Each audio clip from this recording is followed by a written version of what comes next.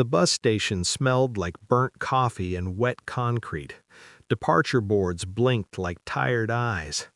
I stood there with one bag, 13 years reduced to a zipper and a handle. My phone buzzed.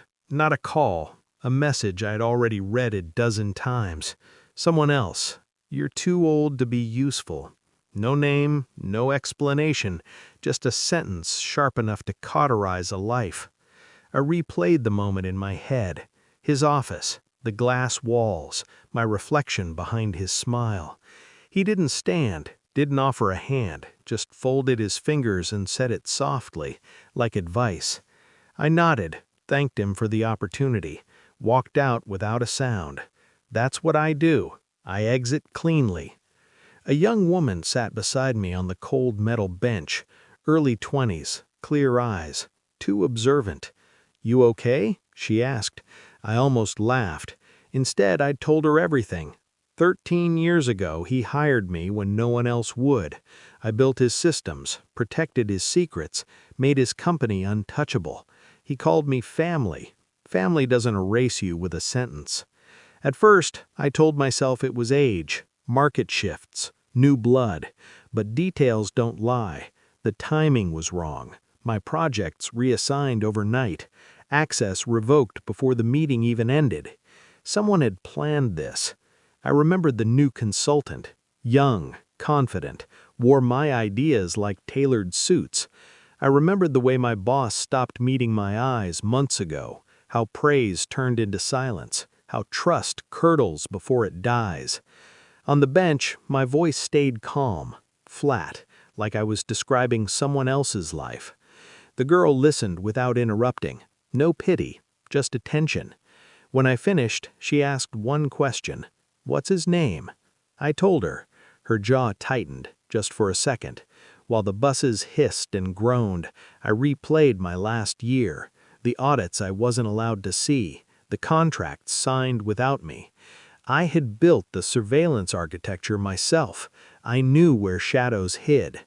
So before I packed my desk, I checked one thing, quietly. Version histories, email routing logs, time-stamped approvals. Nothing illegal, just revealing. My replacement hadn't created anything. He'd inherited it, claimed it. And my boss? He'd known. Worse, he'd approved it. I didn't confront him. I don't waste energy on denial. On the bench, the girl made a call, turned away, spoke low. When she came back, her expression had changed, focused, purposeful. "Stay," she said. "Just a minute." She sat closer. "My dad built that company," she said, "before your boss ever touched it." The air shifted. "He sold it years ago," she continued, "but he kept contingencies, quiet ones." I felt something loosen in my chest. Not hope, recognition. She showed me her phone, a name I hadn't seen in a decade. Her father, the original architect. "He's been tracking internal theft," she said, "waiting to see who would cross the line." I thought of my logs, my backups, the copies I'd kept out of habit. Evidence ages well when it's patient. Her phone buzzed. She listened, nodded once.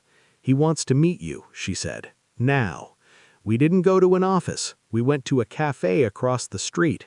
Her father was already there, older than me, sharper. I slid my folder across the table, didn't speak. He read, slowly. Then he smiled, not kindly.